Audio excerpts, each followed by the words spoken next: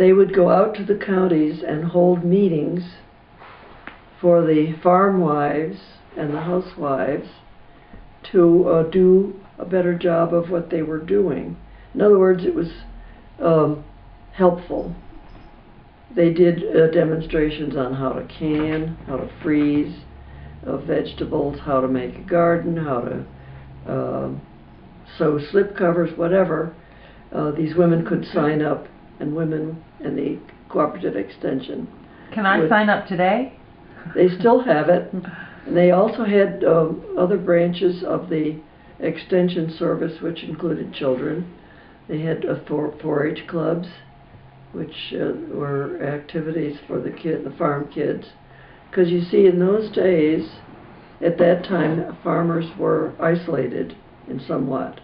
They didn't have television yet. So they learned from these cooperative extension people. For example, they had and what I did, my job was to answer correspondence. We would get letters from women who needed to have some instruction on how to make a lampshade. Well, we had bulletins. We had tons and tons of literature. So we would send them whatever it was they needed to know. So I was kind of like a librarian. I'd go to the storehouse and get the information they needed and mail it to them. And then within the county they'd have meetings, or sometimes the specialists would go out. And they would go from Long Island to the Buffalo area. Every county had its own organization. So that was interesting, and I got paid for it. And then Nick had the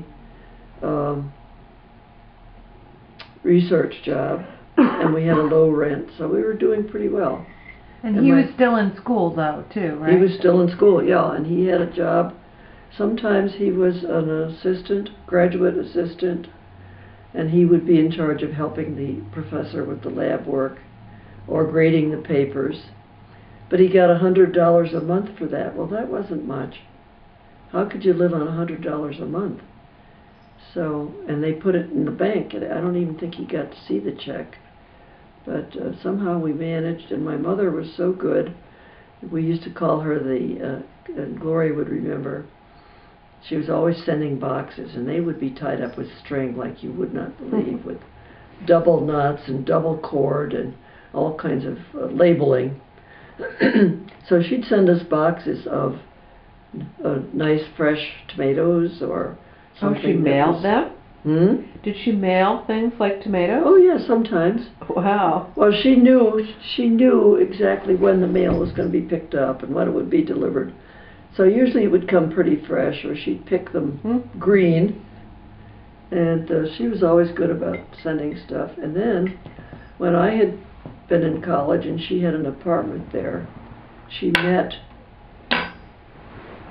a lot of women, one of whom was a Mrs. Kimball, who worked with her in the kitchen in the home economics cafeteria.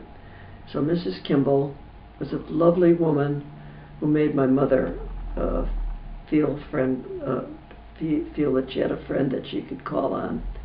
They'd do things together, and my mother, when I was married then, and my mother would come and stay with Mrs. Kimball, which was down the street from our apartment. So she'd sleep there, and then she'd walk up the next day and visit me while Nick was at work.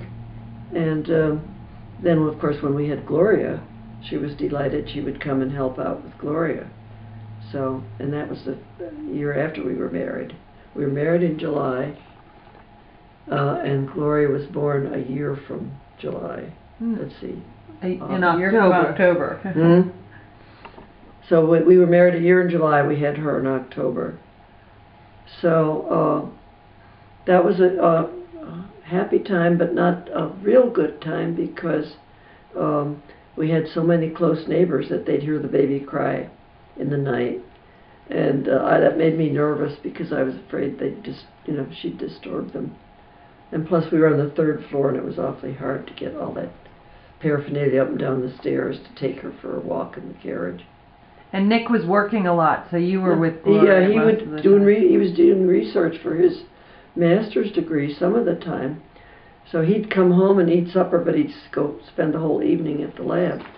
Did you have Mom at the hospital, or did you have her in? No, I had her in the hospital, and had a doctor, a very nice doctor who, and it was wartime, so they didn't have a bed for me at first. So after I gave birth, I was laying out in the hall for a long time with no bed available, but I was on a stretcher, you know, dolly, gurney they call it, and I finally got a bed, and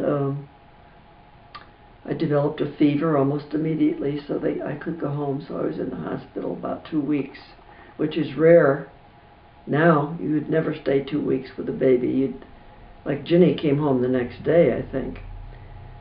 So I was in the hospital for 2 weeks, and feeling very well at the end of 2 weeks, and the baby was thriving because she was, you know, getting big. So that was when, and so we had a bassinet, which I don't know how we got that bassinet, but I think it had been Janet's. And Mary had made all these fancy organdy ruffles for it. So somehow I got that. I suppose they drove it up. And the first time that Nick bent over, he was admiring his daughter. He put his back out. He leaned over so far and so close that he got a kink in his back and he could hardly straighten up. But then Nick's mother came and visited, and Mitchell brought her. We had Janet with it. They had Janet along.